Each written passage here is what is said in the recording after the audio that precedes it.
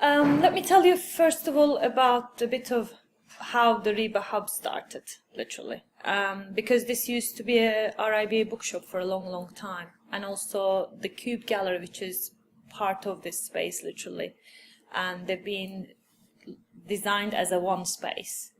And as a bookshop, it had a long history, and I think it has literally taken a big identity as an RIBA bookshop within the city as well.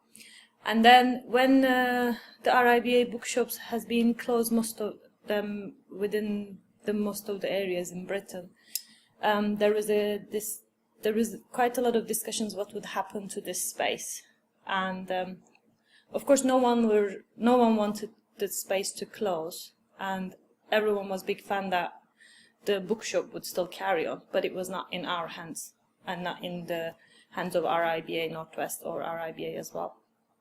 And then the decision came to a point that we would have it as another space, that it would bring a new concept, and it would literally support the architecture in terms of for professional and for the public and also for the students side of it. And we've changed the interior of it a little bit, and it's being called as a hub, as a new concept, because it's literally a multifunctional space. And of course we are still very keen on running the one part of the hub as a bookshop, because we have a lot of interest from our members or from the public, and also we are specialized getting the contracts as well. And it's only one place at the moment out of London to come and sort of buy the books and the contracts. And also I think it's an ideal space to bring a client or to bring a colleague and to come and have a cup of coffee sometimes, or to just grab your laptop if you're a freelance architect or if you're a freelance worker from any part of the public, literally. You can come over and then just sit down and work through here and have your coffee or organize your meetings as well. So how important is an institution like the RIBA Hub for the city? Well, as an architect's point of view, myself as well, I would say, I mean, if you realize there's nowhere else within the city, within Manchester, that you could go and sort of get information in terms of architecture.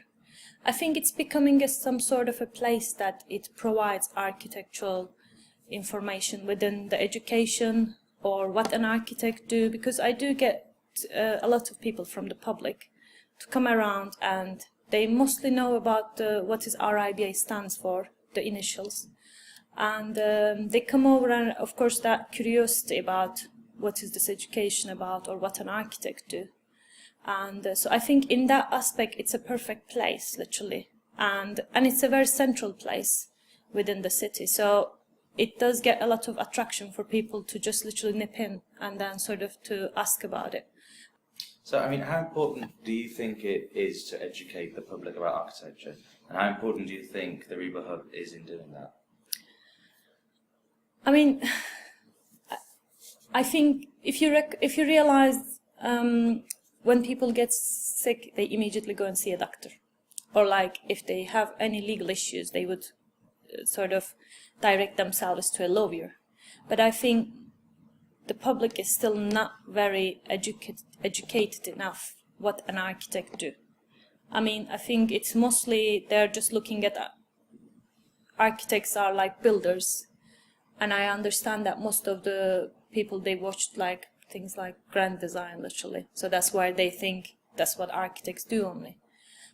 That's why there is quite a lot to still teach to public what an architect do and what is this 7 years qualification brings in terms of a quality, and how an architect sort of would provide different services compared to a builder, and also how they could select an architect in terms of what they need.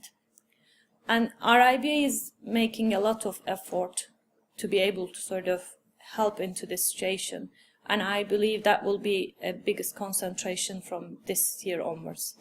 There's obviously some clear connections with sort of professionals.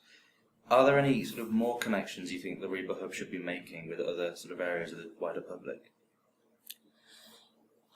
I think, I mean, members are recognized RIBA Hub quite well so far, I think.